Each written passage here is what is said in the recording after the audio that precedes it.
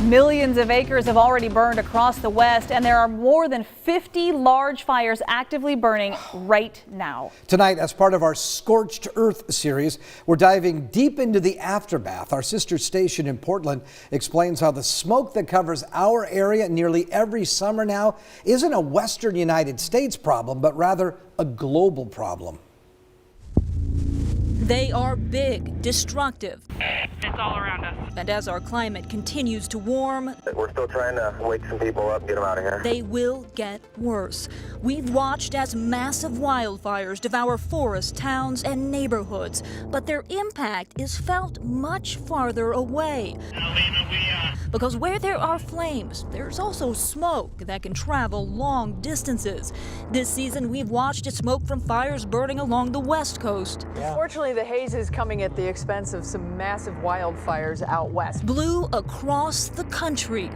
Yeah, it's a U.S.-wide problem. I mean, even if the fires are contained to the western U.S., we're seeing impacts across the continental U.S. It's a phenomenon Portland State University assistant professor Elliot Gall has been studying. So we've always known that, large-scale wildfire events can impact entire regions and, in fact, have global impact. But I think as we see hotter and drier summers, we're seeing larger fires.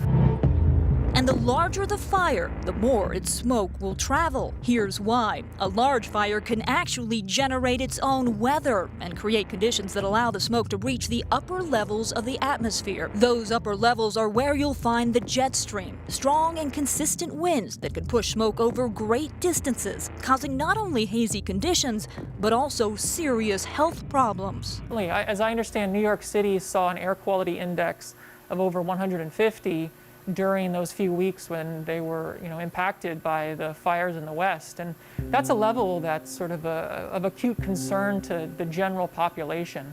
Gall and many scientists are tracking the movement of wood smoke through low-cost sensor networks like this one. This sensor here is called a purple air sensor. These sensors measure the levels of particulate matter in the smoke. You can see even in cities far from the wildfires. Let's pan over and take a look at what's happening in Denver. The levels are disturbingly high. We're seeing air quality indexes of 140, 150.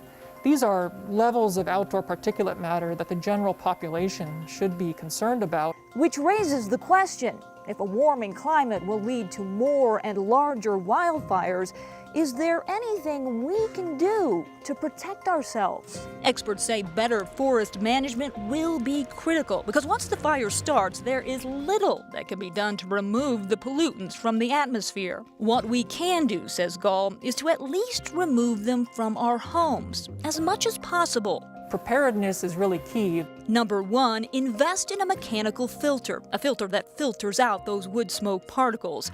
Secondly, purchase an air cleaner, something Gall says we should all have regardless. But if you purchase an air cleaner and use it regularly, there is a robust body of evidence that shows it will improve your health over the long term if you use it regularly. And lastly, create what's called a clean room in your home.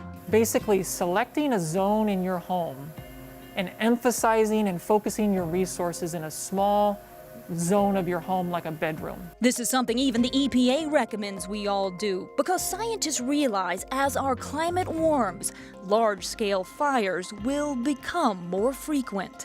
And so, I don't think this is a Western U.S. problem. This is a global problem. This is a U.S.-wide problem. It's one we collectively need to work together and address.